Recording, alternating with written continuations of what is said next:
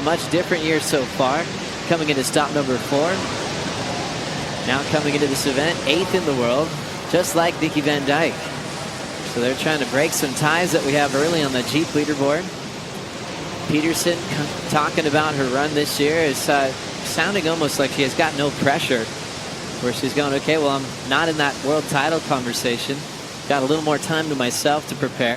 Things started feeling like it was downshifting with the sets coming through, and that one just breaking outside of their mark. Swinging on this one is Lakey Peterson.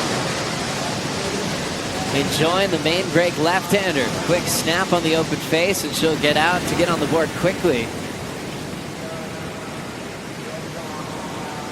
I like that first turn, Joe. That was amazing from Lakey Peterson. She took off on that left, and I'm thinking, what's she doing? And then just went right up into the pocket in a beautiful turn. It's got to be a kind of a light bulb moment for her.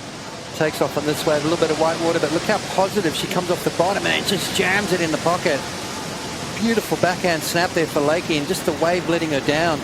Had that had a little bit more wall going down the line there, this could have been a really good score for Lakey. Setting it up, waiting for it, straight up in the pocket, and then double arm drag snap. That was incredible. The rides today, I mean, they still have a little bit more vertical face, but a little bit more chop as well, it seems like, Joe.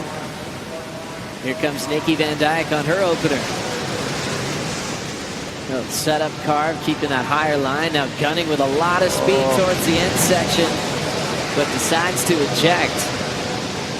It's the nature of the beast, isn't it? Nikki Van Dijk up and riding on her front side, bringing this one through the inside.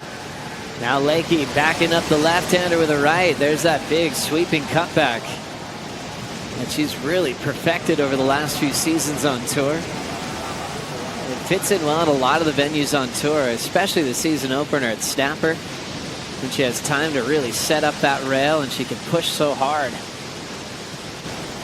And then Lakey Peterson, wave number 2, drew that bottom turn out, and then that beautiful wrapping snap in the pocket coming through the inside, and she decides to kick out of that one as well. Just not really prepared to risk life and limb on the inside here at this stage of the event. So, you know, if you do that, you can, if you get a couple of big moves out the back, Joe, you don't need that inside section. Nikki with a couple of close heats back at Karamas. Looks like she's going to roll in here using the backhand. Surfer from Phillip Island just carves one on the open face. Second turn, little down carve to set up the lip to hit. She'll keep that rail nice and close to the pocket on the backhand re-entry, and she gets out of there. Cool to see just a different shape of the wave. Almost bends at you for certain sections, but always with power. How'd she do here? Yeah, beautiful snap in the pocket, and then just kind of a free fall drop with the lip there from Nikki. And this one offered her another little section, so Nikki Van Dijk is going to put a fairly good score on the board here, Joe. I like the fact, like you said, that these surfers are starting to utilize the left-handers out the back. Beautiful turn in the pocket. Under the lip snap there from Nikki.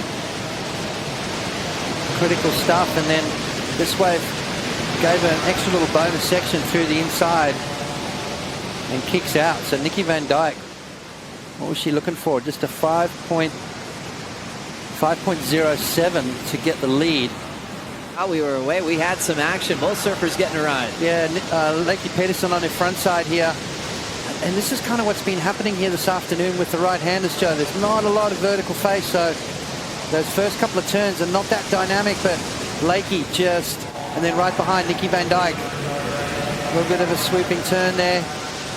Comes through the inside. Another turn, just waiting for this wave to build up, but you can tell how sleepy the waves are.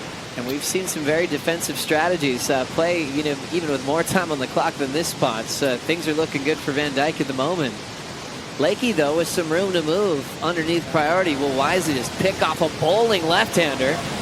Here comes the windup. Quick jam off the top of that one. Peterson winds up, throws some water out the back, and has so much momentum through this end section, and throws a clean little backhand carve. Well, Joe, you talked about defense. Nikki needed that wave right there to hold Lakey off. If Nikki got a 6.5 on that last left-hander, this one is going to be up into the 7, maybe even 8-point range. That was some big turns from Lakey Peterson. Have a look here, the first turn. This wave starts to bowl up. Lakey comes off the bottom and jams it in the pocket. Beautiful positioning. And again, gets that bonus snap. Back out onto the open face. This left-hander went a little flat, but those two turns in the pocket. Yes. She's got the right to claim that one, that's for sure. What's this first turn, Joe? Snap, lot of spray coming out the back. I mean, this was an absolute gift right here. And yet again, another big snap, throwing lots of water out the back of that wave, and scores dropping for Lakey Peterson very quickly, Joe. Have a look at that.